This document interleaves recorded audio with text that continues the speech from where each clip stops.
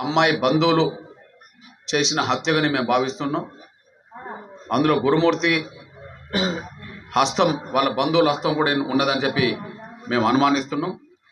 దీన్ని తేల్చాల్సిన బాధ్యత పోలీస్ యంత్రాంగం మీద ఉన్నది. ఇకపోతే స్థానిక ఎస్ఐకి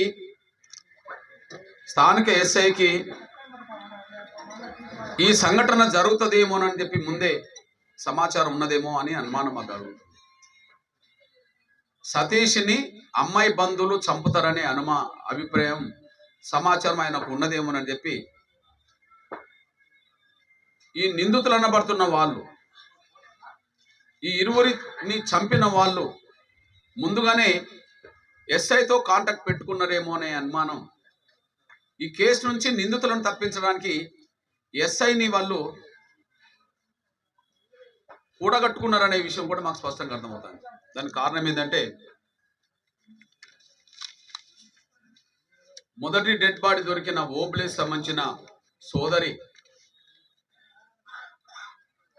మాకు బంధువులు పలాన్ వాళ్ళ ఊళ్ళో ఉన్నారు, మా బంధువుల గ్రామానికి వెళ్ళిండు ఉదయం పూట, మళ్ళీ తిరిగి వస్తా అని చెప్పిండు, సాయంత్రం పూట మాకు చనిపోయిన వార్త వచ్చింది అని ఇంటి నుండి వెళ్ళిన సమాచారం మాత్రమే ఆమె చెప్పింది.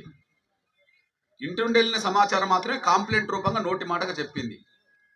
కానీ ఎస్ఐ స్పష్టంగా ఏం రాసుకున్నాడంటే, నా తమ్ముడికి మరియు సతీష్కి ఇద్దరికి మద్యం సేవించే అలవాటు ఉన్నది, కావున నా తమ్ముడు మరియు సతీష్లు ప్రమాదవశాత్తు లేదా మద్యం మత్తులో కాలువలో పడి ఊపిరి ఆడకపోవడం వల్ల చనిపోయి ఉండవచ్చును అని ఈ ఓబులేసి సిస్టర్ ఎవరైతున్నారో చెప్పినట్టుగా ఫిర్యాదులో ఎస్ఐ రాసుకున్నాడు. కానీ స్పష్టంగానే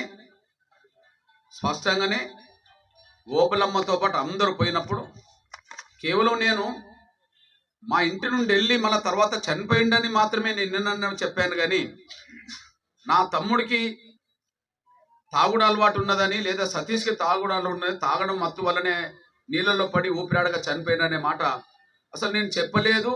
మీరు రాసుకొని కూడా నాతో సంతకం పెట్టించేటప్పుడు అది నాకు వినిపించలేదు అని చెప్తే పబ్లిక్ ముందే ఎస్ఐ సారీ చెప్పాల్సిన పరిస్థితి వచ్చేసింది. అప్పుడు సిఐ ఉన్నాడు, డిఎస్పీ కూడా ఉన్నాడు, సిఐ ఉన్నాడు, డిఎస్పీ ఉన్నాడు, మీడియా ముందే సారీ చెప్పే పరిస్థితికి వచ్చేసింది. అంటే సారీ చెప్పడం అనేది వెంటనే సరిదిద్దుకోవడానికి దారితీస్తుంది అనుకోవచ్చు. కానీ ఇంట్లో కుట్ర కోణం లేకపోతే నీళ్ళలో పడి చనిపోయిందని రాయడానికి